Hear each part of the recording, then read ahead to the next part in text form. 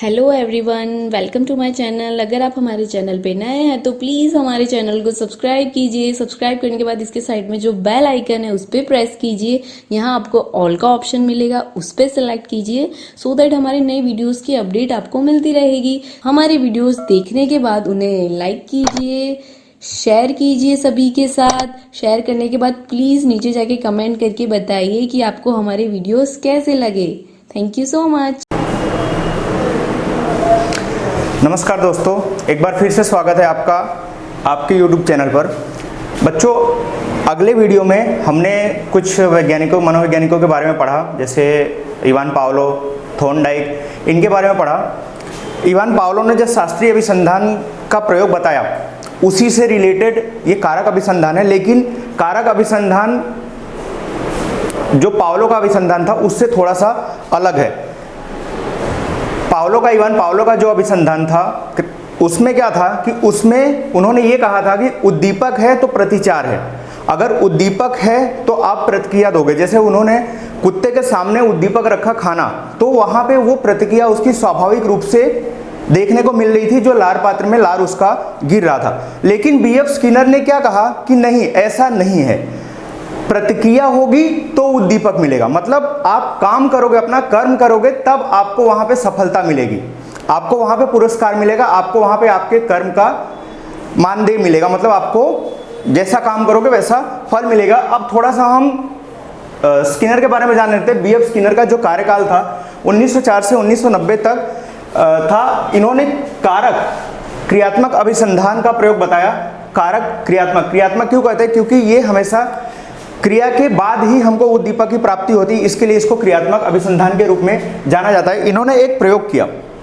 प्रयोग में इन्होंने साधन के रूप में लिया एक चूहा, अन्न गुटिका, हत्था, फिर अन्न पात्र।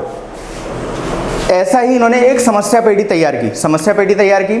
वो समस्या पेटी में ये सब चीजें रखी हुई थी। अब कुछ इस तरीके से बनाया कि एक सरिये का पिंजरा था, जाल था, समस्या पेटी, उसमें चूहा अंदर था और ये हत्था उसके पैर के पास में था, और ये अन्न गुटिका ये ऊपर के भाग में रखी हुई थी। और जैसे ही ये हत्थे पे उसका पैर पड़ता, वैसे ही अन्न पात्र में अन्न गुटिका वो पड़ जाती और वो खा लेता। तो चूहे ने प्रारंभ में जब उसको रखा गया तो चूहे ने कई प्रयास किए, पिंजरे पे हाथ पैर मारा, नाखून से, फिर जो जाली थी या ऊपर, सब जगह प्रयास किया, सभी जगह हाथ पैर मार के वो अनाज पाने का या अन्न पाने का उसने प्रयास किया। अब क्या हुआ कि उसने प्रयास करते करते प्रथम प्रयास में उसने लिए 15 मिनट। मतलब प्रथम प्रयास में वो चूहे ने लिए 15 मिनट। अब 15 मिनट में जैसे ही उसके पैर, वो हत्था पड़ा, जो उसका पैर था वो हत्थे पे पड़ा, तो अन्न गुटिका से अन्न सीधे अन्न पात्र में गिर गया और उसने खा लिया।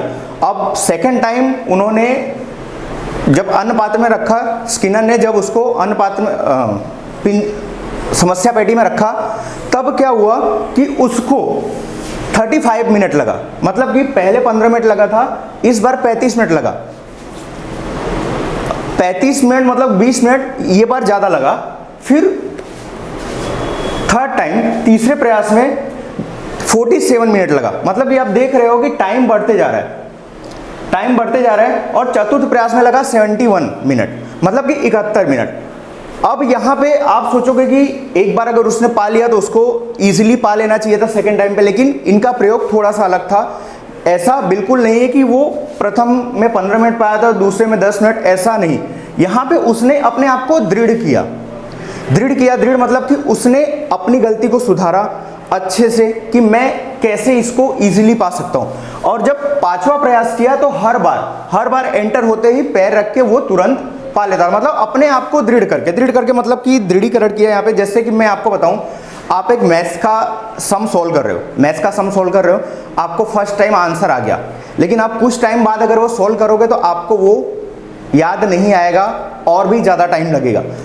फिर उसके बाद अगर आप उसको बार, एक बार, 2 बार, 3 बार, 4 बार, 5 बार करते हो, आपको टाइम थोड़ा ज़्यादा लगेगा, बट आप इजीली उसको, आपके जो दिमाग है उसमें वो सम सॉल्व होके रखा जाएगा। जिससे आप कभी भी अगर आपने दृढ़ीकरण कर लिया है तो कभी भी अगर आप उसको सॉल्व करने बैठोगे तो आपको ज़्यादा टाइम नहीं लगेगा। तो इस तरीके से स्किनर ने क्रियात्मक अभिसंधान के ऊपर फोकस किया। इन्होंने कहा कि अगर कोई व्यक्ति क्रिया नहीं करेगा तो उसको वो पुरस्कार नहीं मिलेगा, उसको उसके कर्म का फल नहीं मिलेगा। जैसे कि एक बच्चा है नॉर्मली सभी के घर में होता है कि माँ बाप कुछ लालच देते हैं। अगर बच्चों से काम निकलवाना होता है तो माँ बाप कुछ लालच देते हैं कि बेटा आप ये होमवर्क कर लो, तो अगर ये होमवर्क पूरा हो जाएगा तो मैं आपको चॉकलेट दूंगी, ठीक है। इस तरीके से होता है, जिसकी वजह से अब यहाँ पे उद्दीपक क्या हुआ बच्चे के लिए, वो चॉकलेट। अब यहाँ पे वो क्रिया करेगा, क्रिया मतलब अपना होमवर्क करेगा, पहले वो क्रिया करेगा, बाद में उसको उद्दीपक की प्राप्ति होगी।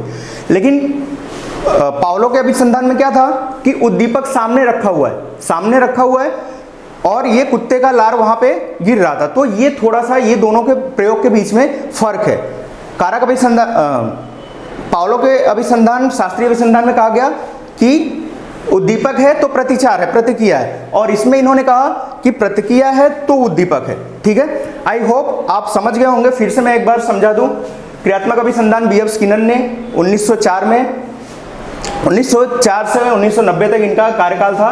इन्होंने एक प्रयोग किया 1930 में यह प्रयोग किया था। हाँ, इन्होंने एक और प्रयोग किया था 1943 में कबूतर के ऊपर, आपके कोर्स में नहीं दिया गया है, फिर भी इन्होंने इसके बाद भी एक प्रयोग किया और वो प्रयोग में भी कुछ ऐसे ही टाइम लगा था। कबूतर ने भी दृढ़ीकरण किया, सेम ऐसे ही पिंजरा बनाया था।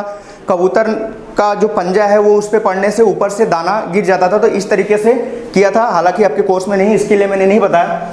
तो समय, अब यहाँ पे साधन के रूप में चूहा, अन्न गुटका, हत्था, अन्न पात्र, इस तरीके से इन्होंने साधन लिया था समस्या पेटी का निर्माण करने के लिए। फिर समय प्रथम में 15 मिनट लगा, द्वितीय में 35 मिनट लगा, तृतीय में 47, फिर 71, फिर उसके बाद बार बार हर प्रयास में वो आसानी से प्रथम प्रयास में ही पा लेता था। तो इस तरीके से वहां पे चूहे ने दृढ़ीकरण किया, वो समस्या का समाधान किया और अपने अंदर उसको ईजिली उतार लिया। ठीक है बच्चों, आई होप आपको ये समझ आ गया होगा।